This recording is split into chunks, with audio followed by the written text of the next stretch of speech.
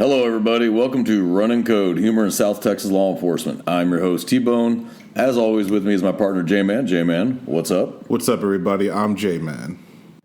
Well, today, J-Man, we're going to talk about drugs. Drugs with a capital D. The cocaine, marijuana, heroin, oxy, everything that's bad that people think is good.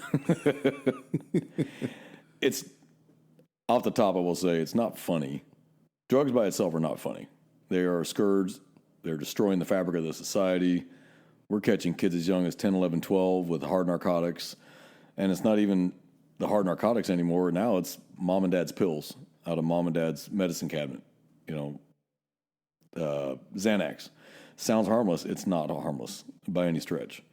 But the funny side of it is where these people hide it. The things they say, the things they do. When you pull them over, you make contact with them, you know they have it on them, and the way they're acting, and where you end up finding it. That's the funny.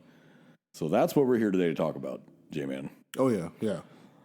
I love taking dealers to jail. That's my favorite part. You are a scourge on society. I want you in jail. Mm-hmm. The end users, it's sad. You want to feel bad for them. They got hooked into this somehow. They didn't start out from birth a druggie. Okay, they started somewhere, and people say marijuana is a gateway drug. I don't believe that. I've met people who've never done another drug in their life other than marijuana.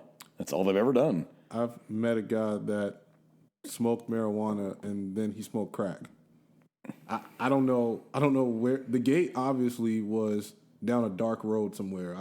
A country back road. Did he put down the doobie and pick up the crack pipe? I don't know what. You know what I mean? I've never heard I just never heard that in my life. This was when I was younger. So I don't honestly believe marijuana is a gateway drug, though. I don't, because you meet people who've never done another drug in their life other than marijuana. Yeah, and then you meet people that have done every drug there is known to man.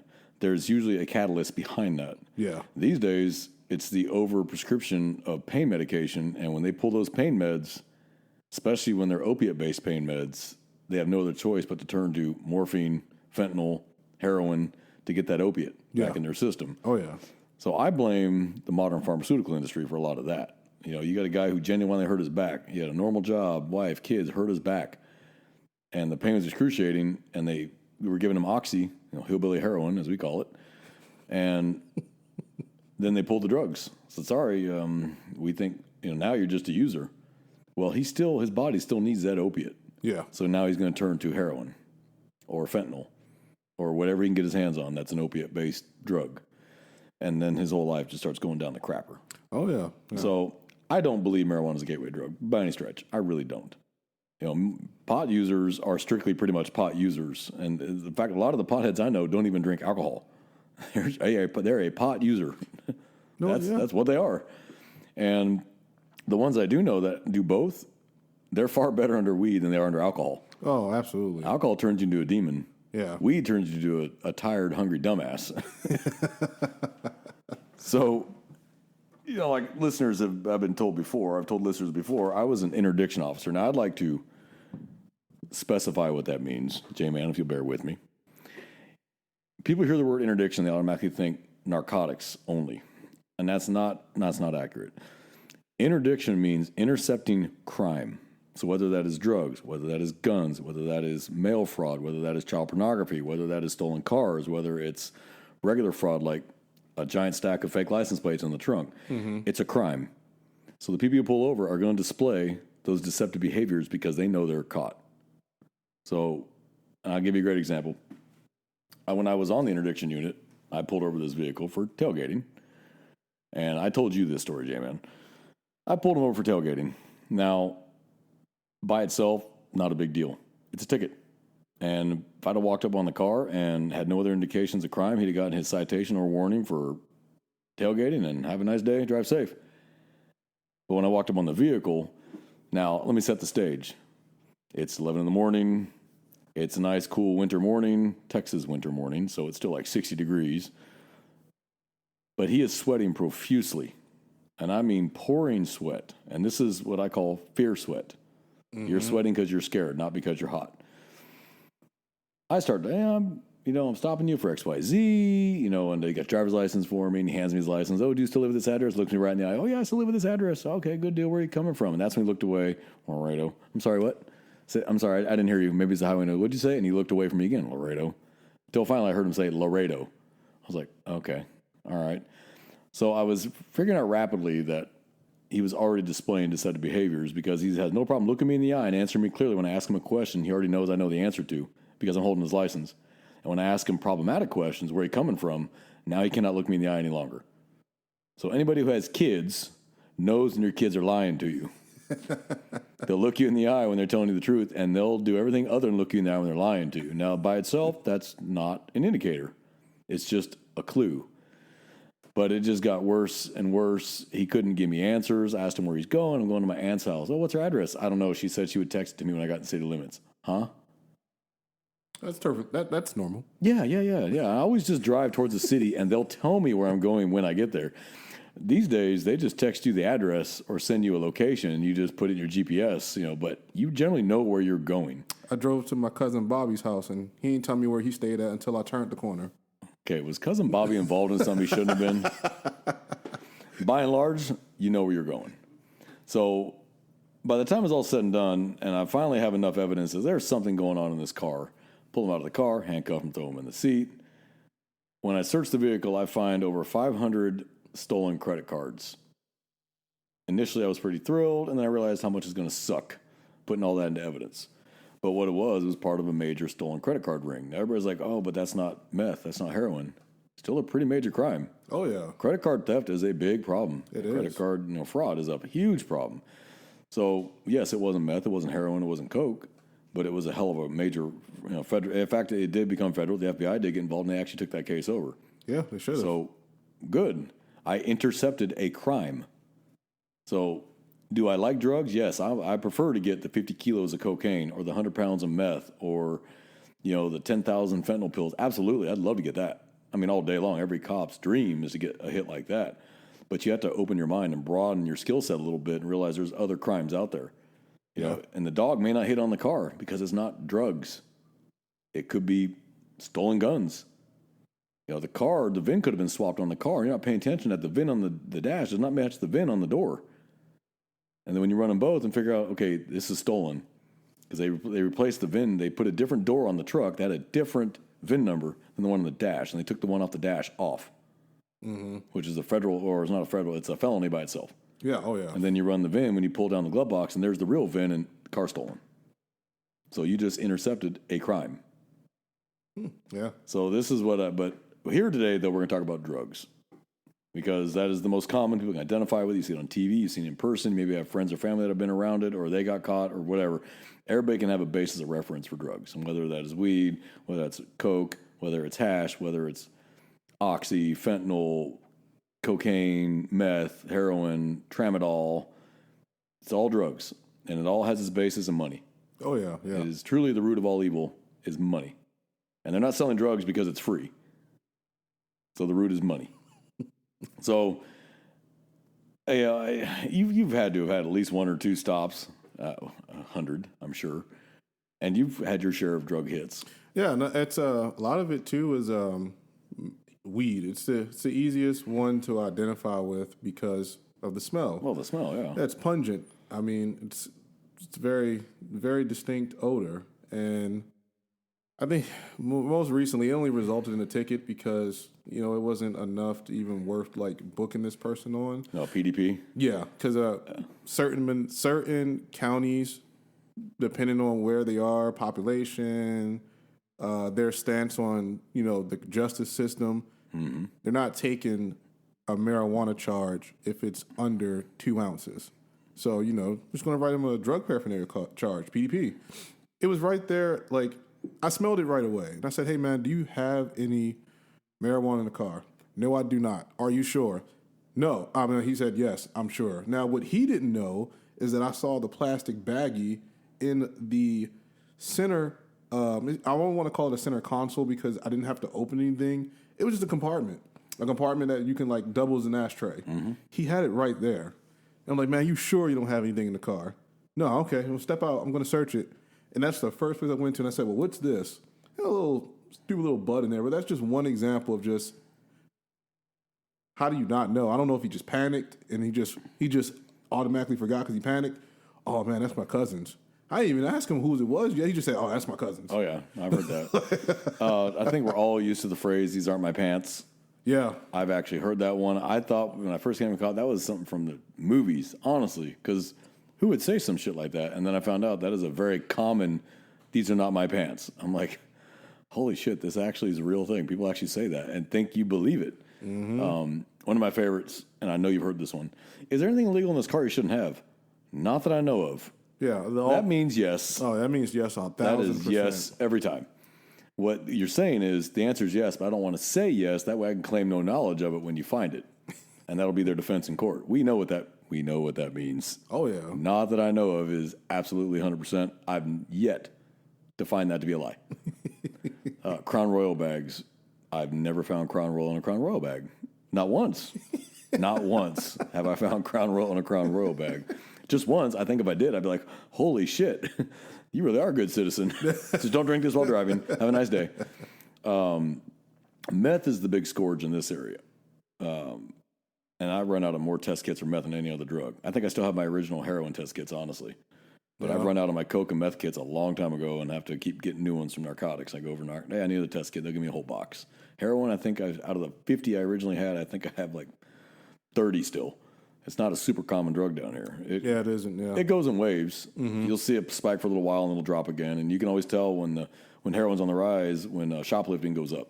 Yeah, and that's how you know heroin's back on the rise. That's the number one drug for thieves in stores and Walmarts and Targets and Dollar Generals is heroin. Yep.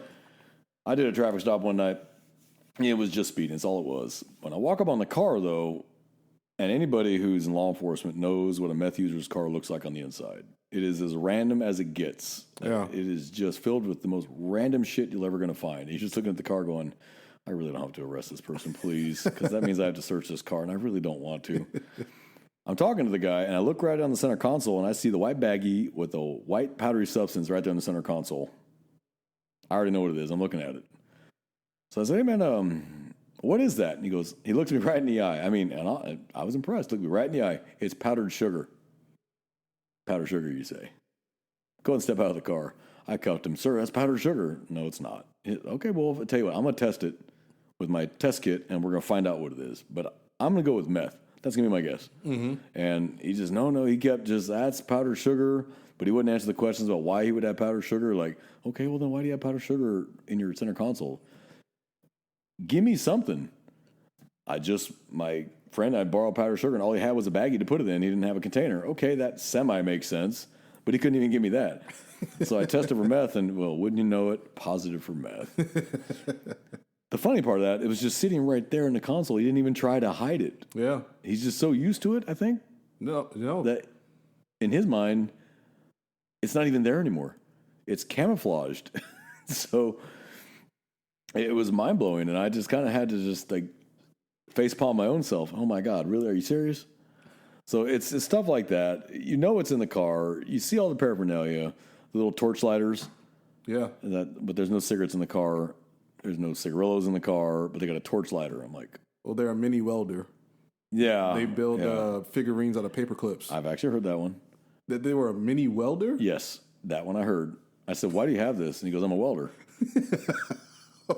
Where's your welding? Like every welder I know has got burn marks on their arms from the sparks. Mm-hmm. Every single one, every welder I've ever met has got burn marks on their neck from where underneath the helmet they wear and on their forearms. Mm-hmm. Really? Well, what do you weld for? Oh, my uncle sometimes when he needs welders. Oh, where'd you get your welding certificates? Oh, I mean, he taught me how to do it. Ah, okay. Where's your burns at? How long? Well, I think I asked first, how long have you been welding? Okay. And he's like, I mean, I have a couple years now. No, maybe he wears long sleeves. Maybe. I don't want to jump to conclusions. But he had no burn marks on his forearms, no burn marks on his neck. Like, you're not a fucking welder. Okay, nice try. And I said, dude, where's the meth pipe in this car? And he just looked down, and the shoulders slumped. And you know what that means when the shoulders slump. Game over. Yeah. You got him. The jig is up. The jig is up. They're about to be honest, and you know it's coming. You're like, oh, here we go. Finally, the shoulders folks tell us everything. And he pulls the fucking meth pipe out for me in the center console. Thank you. Where's the meth? It's in my pocket, sir. Thank you. I appreciate your honesty. Go and step out of the car for me. Cuff him. Pull the meth out. It's only a couple of G's. It's personal use, but yeah, because I saw a welding. But the car didn't smell like cigarettes. The car didn't smell like cigars. There's only one reason to have those kinds of torches, honestly. Oh, yeah. Unless you're a motorcycle rider who likes to light his cigarette while he's riding, then yeah, you need a torch. Mm-hmm. Anybody else, that's for meth and heroin, cooking the spoon or cooking the pipe. Mm-hmm. We know what it's for. Yeah. And they think they're so bright. Or cigarillo wrappers. People don't buy cigarillos because they like the taste of cigarillos. We know this. Yeah, they're disgusting. And it's funny as hell when I'm standing in line in uniform and there's a kid in front of me ordering wraps. And then they hand them, they turn around and see me. I'm just smiling, hi. And they walk out very mechanically like there's something wedged in their ass. And hell, that probably is. And out the door they go. I'm like, yeah. I know if I'd stop that car, there's going to be weed in there. You know what? I don't care. Because I'm looking for meth, heroin, coke, oxyfentanyl. Fentanyl, I've not really seen much of. I haven't seen it either. I think I've seen it once, and I didn't realize it was even fentanyl at first because it was homemade pills with a pill press. Yeah. But it doesn't have that gel coating that commercial pills have to keep it together. So when it starts flaking really quickly, it's probably fentanyl. I've seen a lot of pills that are just pressed because you can't identify them like you said. So yeah, no, you can't. Yeah, so you always got to get sent off to see what the substance is. Yep. But a lot of pressed pills. Prescription medication. So the law in Texas, and I think it's every state, honestly, but I know for Texas for sure, is any medication must be in the original prescription container with the doctor's name, how many pills, when it was issued, and the person was issued to, and what the drug's name is. It has to be in that container. So you pull these people over, and they got a bunch of mixed bag of medication in a little baggie. Like, well, that's my medication. Where's the prescription container? So I can verify that. Oh, I don't have it. Uh-huh. Right. Oh, it's not vitamins? Yeah, it's not vitamins. Not multivitamin? Yeah, that's my Flintstones. So even prescription medication is becoming a major problem because it's easier to get a hold of, especially for the younger kids in high school, middle school. They go to the parents' medicine cabinet, and that's where they find it. And sadly, some of these kids are overdosing on this crap. And now the parents are being charged because it was available to a child, which sucks because now it's just destroying all these lives behind it. We're finding a lot of THC vape pens in high school and middle school. That is now becoming a major issue, just in general. It's bad. Oh, it's horrible. It's stronger than smoking a leaf. Well, yeah, because a lot of these vapes are like 97%, 98% pure THC. So instead of smoking a blunt, which might be 40% THC by content, you're talking almost 100% pure THC. So it's like a freight train hitting their brain. Oh, yeah. And these kids are already slow and stupid as it is because they're teenagers. All teenagers are slow and stupid. I know I was. I didn't need to add marijuana to that mix to make it worse. Mm-hmm. So problem with THC is, like this county, they won't take it until it's been tested. Problem is, they're not going to bother testing it. So the kid just gets a free ride on it. Yeah, so that's what I've seen. Yeah, well, okay, whatever. When I was narcotics interdiction, I did get a guy with a duffel bag with about 300 THC cartridges in it. That's a lot. Yeah. And the car smelled like regular weed, and who screwed him was the girl in the back seat. Because these two weren't smoking weed. She did in the car. So when I smelled the weed in the car, guess what? Everybody's getting searched. And the guy in the front passenger seat did not want to leave that bag in that car. I said, leave it. And I'm going to leave it. He did not. He had it right between his feet. And he did not want to leave that bag in the car. And he was getting pissed. I said, you don't got a choice. That's coming with me. So I said, get out. So I made them all get out of the car. I bring them all to the back. I'm by myself, so I cuff all three of them because I'm by myself. So I cuff all three. I went straight to that bag. Mm-hmm. And the girl's like, but it was just my weed. It was just my weed. The car smells it. Guess what? The whole car is getting searched. Anywhere that could hold marijuana is getting searched. Open that bag. It's 300 cartridges of vape oil. Yeah, that's a pretty good whack. Oh, yeah. So really good whack. Oh, yeah. I was pretty thrilled with that. And it was a simple traffic stop for fair to maintain a single lane. That's all it was. Mm-hmm. He crossed over the yellow line and then back forth without a signal. Well, I'll just stop and see what's going on. That's what got him. But if his girlfriend in the back seat had not been smoking weed, I would have had no legal reason to search that car. Yeah. So she screwed them both. And they both were glaring at her like they were mad. Well, yeah, because I mean, if you're gonna commit crime, pro tip: don't commit crime. Yeah, yeah. Don't. If you're transporting drugs, Don't commit another crime on top of it. don't smoke weed. Yeah. Thank you for the probable cause search car. We do appreciate that every time. Well, even when they do legalize it here in Texas, and they eventually are going to legalize it here in Texas, there's still going to be rules. Yeah. It'll have to be in the original dispensary container, sealed from the store to your private residence. So if the car smells like weed, that means you open that container. Yeah. Like, So guess what? We're going to search the car. even from my hometown state, they decriminalized marijuana. In an effort to depopulate jails, prisons, whatever. But I think the trade-off with that was, because to me it's all trade-offs. You want to do one thing, you're going to expect a negative outcome, because it's going to happen with everything. I've seen some of the worst drivers anytime I go back home, and then it always smells like weed. Yes. So I mean, I can just I'll automatically tell if it's usually 3 p.m. or 2 p.m. I highly doubt that they're drunk. It's just they're probably just high and they can't drive, and they suck at driving, because anybody who smoked marijuana knows how you feel under the effects when you're high. You shouldn't be driving, because you're going to be a terrible driver. Oh yeah, absolutely. And it's just insane. So that's going to be the big problem we're going to see, is a lot of impaired driving. And that was what a lot of that saw in California, Oregon, Washington, Colorado, states that legalized it completely, saw a massive spike in fatality crashes from impairment of marijuana. A massive spike. Yeah. And all it did was people thought, now I can smoke and drive now because it's legal. No. The marijuana itself is legal to do at home or whatever. You cannot drive, though, on it. That has not changed. That had not changed. And in their mind, it had changed.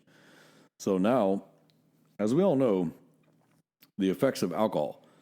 0.08, you're legally impaired in every state in the U.S. except Utah, which is 0.05.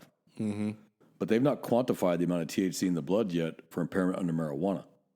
And that's what they're still trying to figure out at NHTSA, the National Highway Transportation Safety Administration, who pretty much administers anything impaired-related driving while impaired. They're not able to quantify yet what amount of THC in the blood renders you impaired. So that's the issue. So I can arrest you based on the way you were driving and your failure of the field sobriety test, and lack of convergence, modified Romberg, all that. But when they get the blood results back, and it's only so many nanograms per, I don't know, liter of blood or whatever the hell it is. I don't know. I'm not a DRE. The defense attorney take and go, well, how do you know he was impaired from that amount? Based on what I saw, his driving, the field sobriety test, the lack of convergence, the modified Romberg, his admitting to, I just smoked right before you pulled me over. Yeah, but how do we know this amount made him impaired? Yeah. And that's the big argument right now. So, and while marijuana, like I've said before in previous episodes, I don't personally care about marijuana. Never fought a pothead. But you need to be smart about it. Do it at home. Yeah. Smoke in the privacy of your house and whatever. I don't care. Don't have it in your car. Don't smoke and then drive. So it's still a drug. It is still legal. And even when it's legal, it'll still have effects that you shouldn't be driving on. Just like alcohol. Alcohol is legal, but it's illegal to be impaired and drive a car. Yeah. So nothing says you can't enjoy a beer at a bar. Uber, Lyft, phone a friend, sleep in your back seat. Do not drive your car for the love of God, please. It's the same with any drug. Heroin, meth, coke, it doesn't matter. You're impaired. The whole reason you take that drug is it impairs you in some way. Yeah. So should you be behind the wheel of a 5,000-pound piece of metal? Hell no. Because you're going to make bad decisions. And driving is all about good judgment and good decision making. Absolutely. As soon as you're impaired, first thing to go is what? Judgment. Judgment, yeah. And away it goes. And then everything else just crashes behind it. So that's my issue. But the funny is where you find it on these people.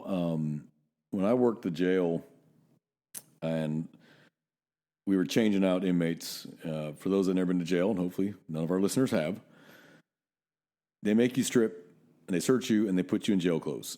And I had this kid come in. He was 19 years old, young kid.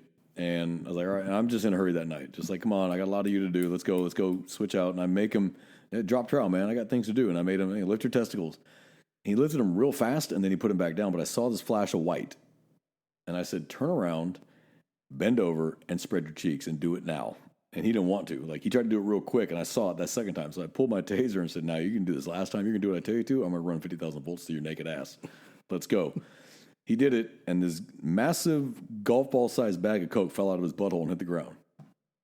He was bringing it in to the other gangbangers. He got himself arrested to bring it in. Yeah. And he was trying to sneak it through. So not only did I ruin his job for him, he got his ass kicked by those same Autohones later because he failed. They weren't mad at me. I even told him who found it. I went up to that unit and told that, hey, I'm the one who found your y'all stuff. Sorry, guys. They still kicked his ass. They weren't even mad at me. They were mad at him because he got caught. Not mad at me for finding it. They figured that was just me doing my job. They were pissed at him because he didn't do his. Yeah. Now, I don't care where you are. That's funny. Females will use their prison wallet. I've actually had that happen. Assigned to the booking section when I was working the jail, and we're separating the men from the women, and the women are about to get a strip search conducted on them, of course, by female officers, no male officers, because that's unethical and stupid. So And a violation of policy. absolutely. So I'm giving the female officer the names of the women that are going to be strip searched, and all of a sudden I notice one of them gets super nervous, look around, and quickly put something in their mouth. So I kind of ignore it for like a split second because I still have other things to do. But then I turn around, I'm like, hey, what are you chewing on? So I'm just chewing on gum. I'm like, gum? And I'm like, you're not supposed to have gum. So what are you talking about? And I start walking closer because I'm like, I have a glove on. I'm like, okay, you want to spit it out? And I smell weed. And I'm like, who over here has weed? And it's funny because, no one ever snitches, right? But of course, when two people sitting next to the middle individual that's smoking weed, and they both move, they're going to snitch. You just snitch. So for snitching folks out there, if you move away from an individual doing something wrong, guess what? You just snitched. So she spits it. She spits it out. Spits everything out in her mouth, and it's chewed plastic, chewed weed, and then she gives me the rest of the plastic that she had. Now she had it in her prison wallet, and let's just say it was her time of the month. So, folks, if you don't understand what we mean by prison wallet, we're talking about the vagina. If no one knows what a prison wallet is on a female, that's what it is. It was gross. That's really gross. That's one of those days you just wish you missed it. Like, okay, whatever. You know what? I wish I hadn't smelled that. Yeah, it was pretty sick. So, she got charged or whatever, and it's since been dismissed because she was already in there for a bunch of other felonies. But yeah, it's pretty sick. I pulled over a gal one night, and as I walked up, I saw her throw something in her mouth, and my first thought was a mint because maybe she's impaired. Like, the smell of alcohol is pouring out of my body and every pore I've got in my body, but let me throw this mint in my mouth and he won't smell the alcohol. And I walked up and I smelled no alcohol, eyes were clear, speech was clear, and I asked her, what did you put in your mouth? And don't lie to me. Open your mouth, lift your tongue. Well, she did, and there was nothing there. I'm like, what did you swallow? Do I need to start an ambulance? And she, no. I'm like, you swallowed something. And you need to tell me because I don't need you dying on me. What did you swallow? She flat out just refused to. I'm like, well, whatever. She gives me her ID. She has a felony warrant. Well, now you're going to jail anyway. So I pull her out. I cuff her. I get her into the jail. Process her through, and I'm gone. Hour later, the jail calls me. She'd swallowed heroin. Oh. And it exploded in her stomach. The balloon popped in her stomach. And so now she was an OD. And they had to rush her to the hospital. Now, they didn't put that on me. What was I supposed to do? I can't dissect her to get it. I have no proof that she actually did swallow something. All I have is my suspicion she did, but I didn't actually see. I just saw her look what appeared to be something in her mouth, but how do I know for sure?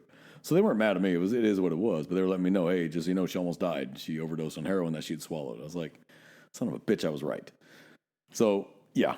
Or how about those, you stop somebody and they get out and they try to drop what they have. Yes. Immediately when they get out in front of you like it didn't happen, or they hide into their shoe or their foot. Or something just like, and then they won't move, and then they won't move from that spot. Like, step over here. No, I'm good. Step over here. And you see them try to scrub their foot across. I'm like, no, lift your feet and walk. So we're never fooled. If we pull over a car and you immediately get out of the car and then walk to the back of your car, we know there's something in that car. Mm-hmm. And you're trying to distance yourself from the car. Oh, yeah. We're not stupid. Go back and sit in your car right now and put your seatbelt back on for me. And they do not want to. Nope. They'd rather take off running or do anything other than get behind the wheel of that car again. I already know what's in that car. Yeah. And they always tell me. I ask them, why the hell did you get out of the car? Well, I thought that's what you're supposed to do. Everyone knows you don't get out of the car in a traffic stop. Everyone knows you stay in the car with your window down and your hands where we can see and we walk up and talk to you. Nobody's ever told you it's okay to get out of the car in a traffic stop. What's in that car? And sometimes they'll tell you, "Oh, I got some shit." Okay, fine. What do you got? Others, I don't know what you're talking about, sir. I'm like, right. So that's when you walk up. Why are you looking at my car? Because I can. Now, I'm not looking in their car. I'm looking from the outside into their car. That's plain view. That's plain view. Hey, that looks like weed in the center console. No, I'm searching the car. Oh, look, there was heroin under the seat, or meth, or coke, or a stolen gun, or whatever. Mm-hmm. But they wanted away from that car so bad. Oh, it's obvious as hell. They want to separate themselves from what is making them nervous. You will see them step further and further away from that car as you talk to them. By the time you're done, they're practically standing in the field because they just do not want to be anywhere near that car. All these are indicators, if you pay attention to them. They're telling you what's happening if you actually look at them. Mm-hmm. So deceptive behavior is an incredibly powerful thing. We all know what a liar looks like. And the base behaviors don't really change person to person unless you're just talking to a psycho, someone who's absolutely sociopathic. Yeah, they can lie. They can lie to you without a twitch. But the average person, their behaviors change when they're telling you information that is not true. Mm-hmm. That's the whole thing about lie detectors. They're basing it off of his bodily readings, questions that we know you're telling the truth because they're baseline questions, and questions you're lying. And we can tell the difference in your body reactions. Yeah, because our bodies do make those physiological responses. Yes, they do. When we lie. I mean, because I don't think any, outside of a sociopath, no individual is brought up to be a liar. No. We're brought up to tell the truth to at least some extent of capacity. Mm-hmm. It's just as we age. What do your parents always say? Don't lie to me. Tell me the truth. Yeah. Tell me what happened. And your first instinct is to tell them the truth. And if you're going to lie about it, your body's going to change. So that's why these people, when they look away from you, when they look up left, or they look down and away, or they whisper, that's pretty good indications of deceptive behavior. So if I ask you a question that you and I both know the answer to, you're going to look me right in the eye and give me that answer. And then when I ask a question that you know is a problem, you're going to give me a completely different physiological response. Oh, yeah. I can articulate that, and I can write that down. Mm-hmm. Like, I asked him, his name is John Smith. He looked me right in the eye and said, "John Smith, where are you going?" Looked away, mumbled, wouldn't answer me. Okay. Why will you not? Where are you going again? And they mumble it. Those are physiological indicators of deception. Yep. So, and I already know. I'm like, oh, yeah, I got something. There's something in this car. It may not be 50 kilos of meth. It may not be anything major, but in his mind, it's a bowling ball-sized fuck-up. In us, it may be a gram of weed, and we're like, whatever. But in his mind, it's a major problem. Yeah, I mean, I had that happen too. This case has already been adjudicated on. It's been a couple years already, but it stopped a guy for traffic violations, minor. Had a white light coming from the rear of his car. Mm-hmm. Tail lamp was also defective, and he had no license plate light. So a bunch of equipment violations. Pull him over, and you know the little Lego minifigure, the bank robber looking one. Mm-hmm. That's how this guy looked. So I mean, if that gives you any clue, way to stereotype. I like it. Well, I'm sorry, he looked like a Lego minifigure. Like, I don't know what to tell you. That's what he looks like. And I'm just like, okay, cool. So I introduced myself to him, tell him what he stopped for. And just right off the bat, he's just acting weird. And mind you, this is a Texas winter. I was assigned to dog watch, night shift. So it's about, I want to say it was about 15 to 20 degrees. Like, it was a pretty chilly night. But this dude is sweating. This dude is sweating like it's a summer afternoon. Mm-hmm. And it wasn't just normal sweat like somebody has the heater on with warm clothes. Like, I could see the beads of sweat actually forming on his face. Mm-hmm. He would not look at me for nothing. Mm-hmm. He kept moving his hands, and not in just like I'm just trying to look for the documents you gave me. I'm going to have it here. Then I'm going to slide it here. Then I'm going to slide it over to the passenger seat, and then I'm going to just come back. And for a while, I'm just like, okay. He just told me he was nervous because, he's been in jail. He's been pulled over before. I hear that pretty often for people. That's a common one. It's a common thing. So I just ignore it, but I keep it in the back of my head. Yep. Get his information. Now, the person's information that he gave me did not match him, which was funny because I think the individual on the driver's license was like 5'11", almost 6 feet. but this dude was my height. And newsflash, I'm not 6 feet. So I get him out the car, I call him on his bluff, and then that's when you can just see it all, just the shakiness. The house of cards comes crashing down. Yeah, I could see him visibly shake. I could see his chest. I could tell he was breathing rapidly because I can watch his chest expand. Like that's when I hyper focused on his body language specifically. And at the end of the day, it turned out he had 2 warrants, 2 felony warrants. Did he have anything else in the car? No, he gave me consent. It was just the fear of being caught for the warrants. He gave me consent to search the car, and there was nothing in there. But then when we found his actual identity, yeah, he had 2 felony warrants. Yep. And the funny thing is, he told me he didn't have his wallet. He didn't have his wallet with his license. The car? No, it wasn't in the car, but he didn't have it in the beginning. Found it in his pocket. Oh, okay. They were like, hey, man, who's this? Because this looks a lot like you. That ain't me. Well, whose ID is this that you have? Oh, it's my brother's. You have your brother's ID? Yep. Makes no sense. Always problematic. They're like, hey, man, that looks like you, so we ran it. There you go. I love that sound. My favorite sound on earth is "dan it." I love that sound. There's something that's going to be good for me and bad for you. Oh, yeah. 2 felony warrants. Twofer. I do love a twofer. Why take him for 1? You can get him for 2. Oh, yeah. And because he lied to you, and he had a Texas warrant, you added that charge, I assume. Oh, yeah, sure Fair did. ID to a police officer with a Texas warrant? Sure Absolutely. I love that charge because it's going to go on file that you're a liar, and I want it on file. Yeah, and it goes back to what you explained in the very beginning, because even for me, like whenever I hear interdiction, I quickly think back to narcotics, because that's really all you hear it associated with, narcotics and money. That's really it. On a highway, this dude was stopped on a farm to market road. I mean, it just nowhere near a highway, and I mean in the middle of the night. He honestly was out to go burglarize some homes though, or some vehicles, because we couldn't prove they were burglary tools. Well, come on, man. What guy needs like 7 flathead screwdrivers that are kind of like shaved like a certain way? Yep. He has a bolt cutter, a big pry bar. Yeah. And he told me that was another thing. He told me he was delivering DoorDash, and he had no food. He told me he was on a current delivery with no food in the car. So he clearly did not think this through. Right, and it would have made sense if he said, "Oh, I'm going to pick up the food." Okay. But he was on a current delivery. Pull your app up and let me see. Yeah, right. A current delivery with no food. Yeah. Yeah, he was full of the brown stuff. I learned interdiction from some of the legends in this business. Captain Blake Swikert, who is on the Nebraska Highway Narcotics Interdiction Unit. The man is the scourge of the cartel, and he's fantastic at it. Or Billy Sides and Ronnie Stiltner, who are interdiction legends here in Texas, and they're on the I-20 between Midland and Odessa. And those guys have knocked down more meth, more heroin, more money. So those 3 together were the ones that taught me how to do this. And it's like those guys are mind readers. And that's what I thought at first. They were not mind readers. They just doing this so long, they could spot it instantly. Yeah. And they could articulate it. And it was problem solved. Captain Swikert ended up getting, some like ungodly $12 million cartel money bust. That's insane. And they put a price on his head for a while, and then they dropped it. But yeah, for a while he was a marked man with the cartel, because that's a pretty big whack. It is. 10,000 here, 30,000 there, 100,000. That's cost doing business. 12, 13 million. That is not the cost doing business. That's money that someone's losing. Someone's dying. Someone's probably hanging off an overpass in Juarez right now because of that. Oh yeah. So, and then Ronnie Stiltner and Billy Sides, and if anybody is interested in that, is law enforcement, because they teach advanced roadside interrogation techniques, vehicle searches, and you have to be law enforcement to take this training. It's called HITS.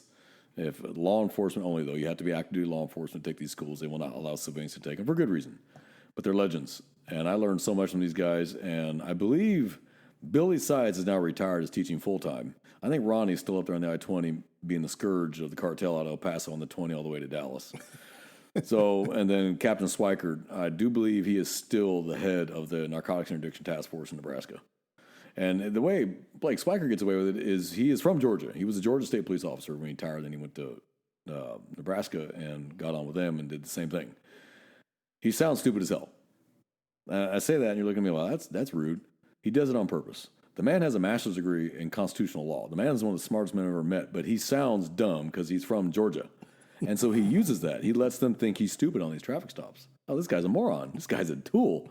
And he just, yeah, how you doing? Oh, yeah, no shit, sweet. And he just sticks it up their ass with their own mouth when he's done. Is that your Georgia accent? Yeah, that was my Georgia accent. I'm too smart to put on a Georgia accent. Maybe Louisiana, I could try. But I'm still too Northern California to pull that off. But he uses that against him. They automatically assume he's dumb because of his Georgia accent, and he plays on that. And then he just right down the yellow brick road and right in handcuffs. And this man has gotten thousands of pounds of everything you think of. Money, Ronnie Stilton or Billy Sides, they've done it. We got a couple guys here in Texas. They're still active. I'm not going to say their names and who they work for, but they're really good guys. They know their trade. And so we're always on the lookout for drugs, but that should not be your default mindset. There's so many other things: guns, child pornography, mail fraud. For people like mail fraud, that's not a big deal. It is if it's your identity that gets stolen. Yeah. Then it's a big deal. Because that messes up your life. Yeah, identity theft in general is just a big problem right now. Yeah. So for any officers listening to this, every traffic stop you do is interdiction. You're intercepting crime. And they need to think that way. They need to stop thinking about drugs, start thinking about anything criminal. Yeah. And just because they're showing deceptive indicators does not mean there's something in the car. Like J-Man just said, that person had nothing in the car, but he had felony warrants. Mm-hmm. So he's still going to display those deceptive indicators because he's lying about who he is. Yep. So y'all need to pay attention to that, guys. And for the civilians listening, we're on to you. We can tell when you're lying. Cops are human lie detectors, born and bred.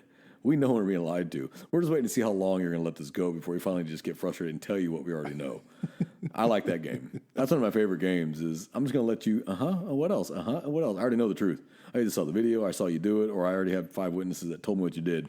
And I'm just waiting to go, dude, are you done? Yep. This is a fairy tale. Just tell me the truth. So instead of once upon a time, start off with no shit, this is what I did.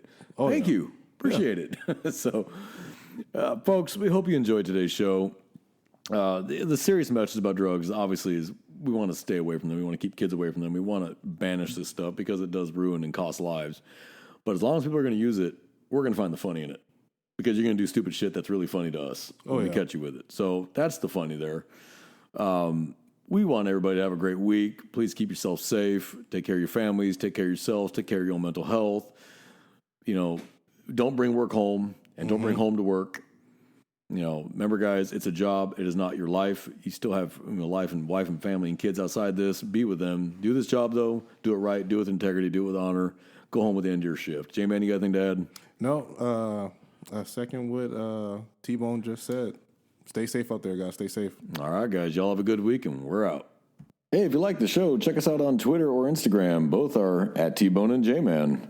Like, follow, subscribe, send it out to your friends, send it out to your family. If you have any questions or comments, feel free to reach us there, and we'll give you a shout out on the show.